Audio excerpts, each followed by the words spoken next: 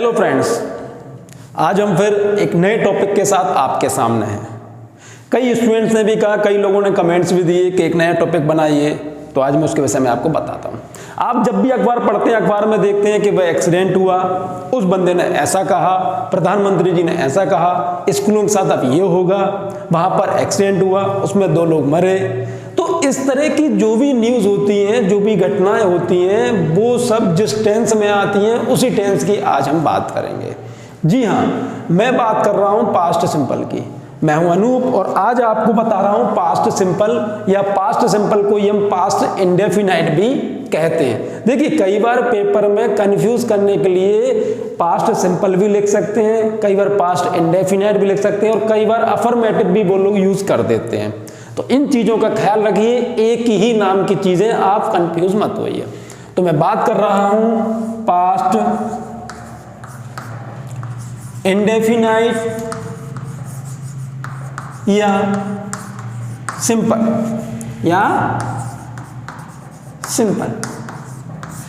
अब जो मैं आपको एक बात बता रहा हूं, वो बात को आप समझिए। टेंस में टोटल टेंस कितने हैं? 12। टोटल टेंस कितने हैं? 12। 4 प्रेजेंट के, 4 पास्ट के, 4 फ्यूचर के। इन 12 में से इकलौता ऐसा टेंस है ये कि जिसमें वर्ब की सेकंड फॉर्म यूज होती है। इकलौता, याद रखिए, इकलौता ऐसा टेंस है जिसमें वर्ब की सेकंड फॉर्म यूज होती है। और कंफ्यूज भी सबसे ज्यादा यही करता है, एग्जाम में कंफ्यूज भी सबसे ज्यादा यही करता है, इसलिए आप इसको ध्यान से समझिए। वर्ब की सेकंड फॉर्म इसमें यूज होती है। यानी अगर हम बात करें कि इसका जो फॉर्मूला होगा वो हमारा क्या होगा कि सब्जेक्ट प्लस वर्ब की second form plus object. Subject हमें पता है कि सब्जेक्ट जो काम करता है वर्ब की सेकंड फॉर्म, तो वर्ब की first form, second form, third form, 3 form होती है, 3 में सेकंड फॉर्म इसमें यूज होती है। ध्यान रखिए, इकलौता ऐसा टेंस है जो वर्ब की सेकंड फॉर्म यूज होती है टेंस में से।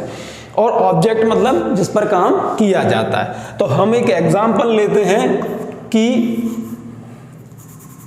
उसने गाना गाया, उसने गाना गाया। अब सब्जेक्ट की काम किसने किया, तो स्वाभाविक सी बात है कि काम उसने किया। देखिए, उसने को जब आप देखेंगे तो आपको यह पता नहीं चल रहा है कि उसने को क्या।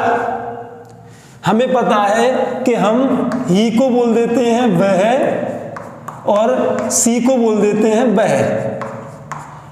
ही मतलब लड़का और सी मतलब लड़की। लेकिन उसने को क्या, तो उसने को भी हम ही और सी ही यूज करते हैं, यानी उसने। अब लेकिन यहां पर ये पता नहीं चल पा रहा है कि किसने, यानी लड़का है ये या लड़की है। तो यहां पे आप दोनों में से कोई भी चीज यूज कर सकते हैं। तो थोड़ी देर के लिए हम यूज करते हैं जैसे कि ही। अब गाना गाया, सॉन्ग यानी गाना, और गाया, तो गाया जो है उसने गाना गाया। तो अब जो गाया है यानी सिंग यानी गाना गाना, सिंग यानी गाना गाना। तो लेकिन यहां पर कौन सी फॉर्म लगेगी? Second form. यहां पर कौन सी फॉर्म लगेगी? सेकंड फॉर्म, वर्ब की second form. He sang a song, उसने गाना गाया। क्लियर? अब एक और चीज, राजेश ने कहा, राजेश ने कहा।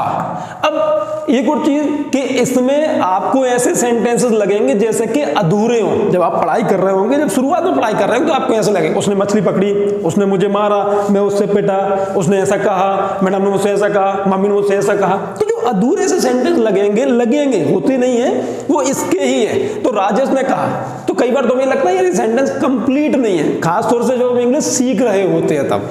तो राजेश ने कहा, तो कौन ने कहा भैया? कि राजेश ने कहा। तो राजेश से सेड, तो राजेश सेड। क्लियर? अब इसमें एक अच्छी चीज ये है कि आपको कोई हेल्पिंग वर्ब नहीं लगानी है, डायरेक्ट आपका वर्ब सेकंड फॉर्म से ही इसकी पहचान है। पहचान भी इसकी किससे है? डायरेक्ट सेकंड फॉर्म से। क्लियर? अब हम बात करते हैं इसके नेगेटिव की। अब हम बात करते हैं इसके नेगेटिव की। तो नेगेटिव में फॉर्मूला हमारा हो जाएगा डिड नॉट, और महत्वपूर्ण चेंज ये हो जाएगा कि सेकंड फॉर्म से फर्स्ट फॉर्म पर आ जाएगा। यानी अब हम एक बात ये कह सकते हैं कि पूरे टेंसेस में से पास्ट सिंपल इकलौता ऐसा टेंस है जिसमें सेकंड फॉर्म होती है, और पास्ट सिंपल में भी सिंपल, पास्ट सिंपल में भी सिंपल। अब अगर इनका नेगेटिव बनाएं कि उसने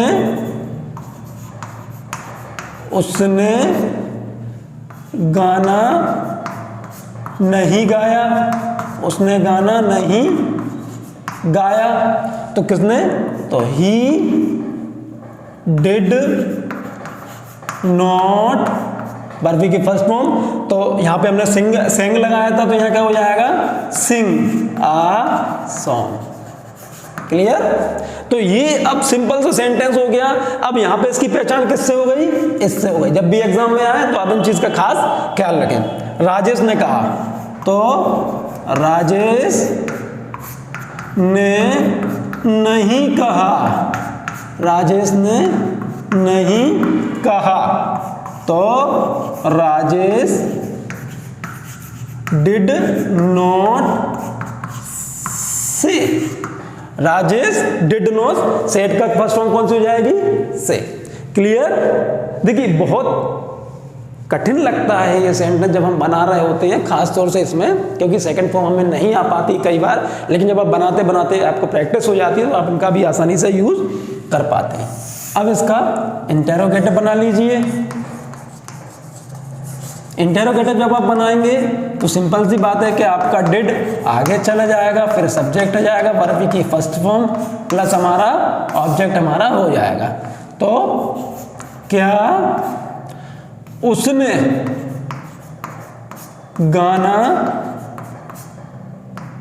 गाया, क्या उसने गाना गाया, तो हमारा डिड आगे जाएगा, did he first form sing a song, sing a song. Rajesh ने नहीं कहा, तो चूंकि ये बनाएंगे हम, तो क्या राजेश ने कहा, क्या राजेश ने कहा, तो डिड राजेश से। क्वेश्चन मार्क लगाना ना भूलें, खासतौर से जब आप ग्रामर की बात कर रहे हो, जब लिख रहे हो, तब आप इस चीज का खास ख्याल रखें। तो ये हमारा है पास्ट का इंडेफिनाइट, जो कि बहुत ही महत्वपूर्ण टेंस है। और आप जब अखबार पढ़ रहे होते हो तो अखबार में 70 से लेकर 90% जो बातें होती हैं वो आपको पास्ट सिंपल की ही मिलती हैं। इसलिए कई बार आप इंग्लिश का पेपर जब पढ़ रहे होते हो तो आपको कई सारी चीजें समझ में नहीं आती हैं, क्योंकि उसमें वर्ब की सेकंड फॉर्म का यूज हो जाता है। तो आप घबराएं नहीं, इसको देख लें, इस वीडियो को आप देख लें तो आपको बहुत सारी चीजें समझ में आ जाएंगी। और इसके पहले भी हमने प्रेजेंट के चारों टेंस जो है, present simple, continuous, perfect, perfect continuous, हमने वीडियो डाल दिए हुए हैं। और कई लोगों ने हमसे कहा भी था, कई स्टूडेंट्स ने कहा था कि सर पास्ट इंडेफिनाइट का वीडियो बनाएं, तो आज ये वीडियो आपके सामने है। फिर भी यदि आपको कोई डाउट लगता है तो आप हमसे कमेंट्स में आप हमसे पूछ सकते हैं। बहुत बहुत धन्यवाद। Thank you.